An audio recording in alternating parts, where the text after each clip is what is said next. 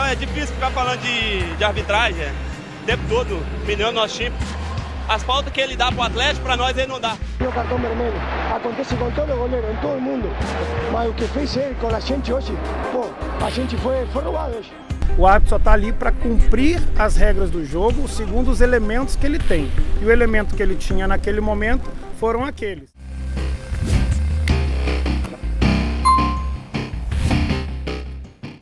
Rodada quente no Brasileirão. 2 jogos chamaram atenção, mas não só pelo futebol jogado.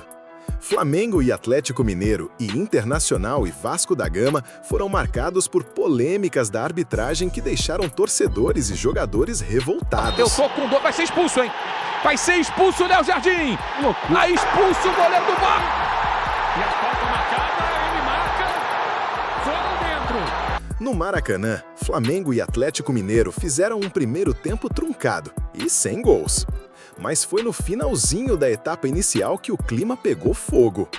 Gonzalo Plata recebeu em profundidade, ganhou de Fausto Vera na corrida e foi derrubado.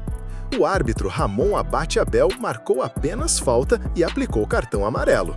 O VAR chamou para revisão. Era lance de possível pênalti ou expulsão, já que Fausto era o último homem. Mas mesmo após rever, a decisão foi mantida. Ele chamou o Hulk, e falou comigo assim, se for dentro da área, é pênalti, cartão amarelo.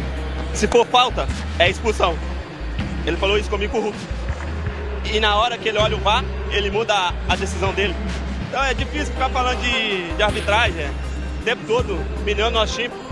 As faltas que ele dá pro Atlético, para nós ele não dá. A fala do capitão do Flamengo ecoou entre os torcedores. Enquanto isso, no Beira-Rio, o Vasco teve outro problema com a arbitragem. Durante o segundo tempo, o goleiro Léo Jardim foi expulso por retardar o reinício do jogo. O juiz perjudicou a gente, eu gostaria que vocês falem também, porque sempre fala a gente.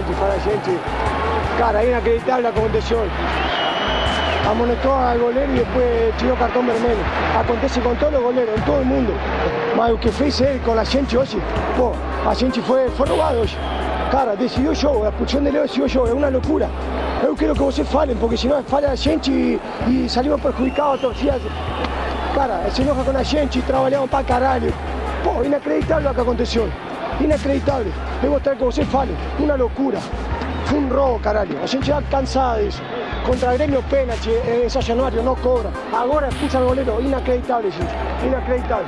Gostaria que falem você um pouco, porque o que aconteceu hoje, cara, não tem palavra para explicar o que aconteceu. A torcida do Vasco também se manifestou nas redes, acusando um critério confuso por parte dos árbitros. Diante de tanta pressão, o presidente da comissão de arbitragem da CBF, Rodrigo Sintra, veio a público defender as decisões.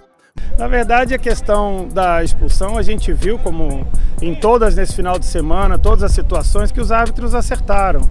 Então foi uma rodada muito boa para a arbitragem, para o futebol brasileiro, para o Campeonato Brasileiro. E é óbvio, né, que a gente tem ali uma situação que é prevista no texto da regra, a orientação e recomendação da FIFA. Haja visto o próprio Mundial, que a FIFA coibiu demais o antijogo. Então o árbitro agindo com a correção e tentando em todos os instantes analisar e dar todo o suporte para que o jogador fosse atendido. Infelizmente ele não quis atendimento e demorou aquele tempo todo ali. O árbitro chegou no último recurso, mesmo com o apoio do seu assistente, mesmo voltando lá pela segunda vez, mesmo com o médico do lado do jogador, sem proceder nenhum tipo de atendimento. O árbitro não tinha outro recurso para retornar a partida. Então faz parte do jogo, não é que seja uma recomendação da CBF ou uma instrução excepcional, não, isso é texto de regra e a FIFA ela cada vez mais está coibindo esse tipo de situação. E aí a recomendação que a gente tem sempre é que todos estejam atentos à modernidade do futebol, porque o futebol espera o jogo, o torcedor ele paga para assistir o jogo. Então num jogo de 90 minutos o árbitro ele tem que buscar sempre fazer com que o máximo de tempo de bola em jogo seja a premissa daquela partida. Nós sabemos, e nós não costumamos falar muito de acerto de árbitros em detalhes, né, mas não tem problema, aquela questão ali é clara, é óbvia, a questão de instrução da FIFA com com relação ao Dogso, se ele não tem o domínio e a posse plena da bola, ele não tem o D, que é o domínio dos 4 Ds. Então, uma vez que essa bola, quando ele mata, ela vai em direção ao meio da área e tem um defensor cobrindo, é natural, é inquestionável, mas a gente entende, porque o mesmo árbitro no Mundial aplicou um vermelho no jogo do Real Madrid, mas ali foi totalmente distinto. Exatamente esse D estava presente, que era o domínio pleno. Mas a gente compreende, a gente respeita as opiniões, mas a gente não pode fugir do texto da regra e das instruções da FIFA, até porque nós não inventamos, nós não criamos, nós simplesmente reproduzimos tudo que a FIFA nos recomenda e nos determina na maioria das vezes. Eu não tenho como analisar laudos médicos, eu não sou médico e nem o árbitro é médico. O médico estava do lado do jogador. Quem tinha que analisar era o médico, que estava ao lado do jogador durante todo este período. E ele poderia atendê-lo, inclusive. E o árbitro recomendou atendimento, perguntou se ele queria. Ele não quis, faz parte. Eu não sei se estratégia, não sei se tática, o que quer que seja, eu não estou aqui para julgar. O árbitro só está ali para cumprir as regras do jogo, segundo os elementos que ele tem. E o elemento que ele tinha naquele momento foram aqueles. Ele foi, ele perguntou, ele buscou. A partir daí, o médico que está do lado do jogador durante aquele período todo é que tem plenas condições de chamar e de atender, uma vez que o jogador ele pede. Se não pedir, o árbitro não pode obrigar o jogador a ser atendido.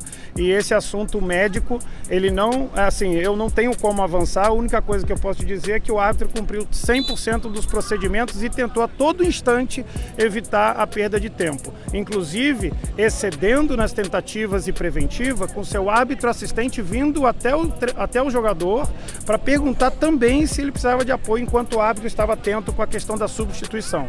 E somente depois, quando o jogador sentou ao solo, que foi percebido que o próprio membro da equipe técnica solicitou para que ele sentasse, aí ele teve aquela perda de tempo exagerada. O árbitro voltou, recomendou que ele levantasse, ele não se levantou.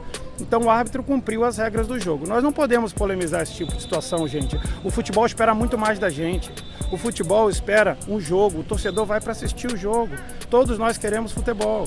Então não é a CBF, não é o árbitro, é a FIFA. E a FIFA é a detentora dos direitos do futebol no mundo. E nós estamos aqui para fazer cumprir.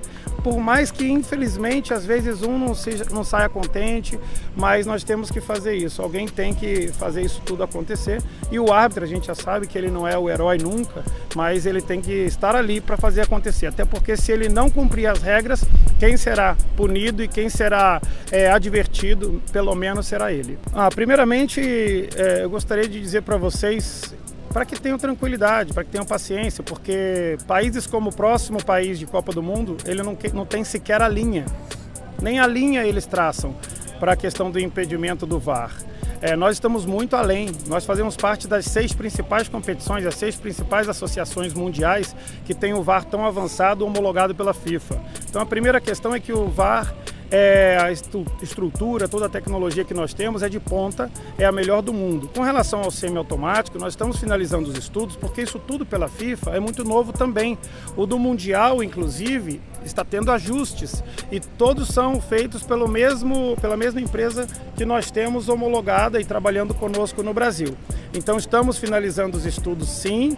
O nosso desejo é para que o semiautomático venha para o futebol brasileiro o mais rápido possível, mas existem várias interfaces que não dependem exclusivamente da CBF, mas sim também do próprio fornecedor de homologação e de atualização de softwares para que a gente possa disponibilizar. E como nós estamos falando de um campeonato de uma grandeza, eu diria de grandeza nível A, um campeonato brasileiro, nós não podemos fazer experiências. Nós temos que ter todas as ferramentas homologadas e consolidadas para que nós tenhamos a competição com lisura, isonomia e da forma que todos esperam, com a melhor tecnologia sempre. Mas para a maioria dos torcedores, a explicação não convenceu.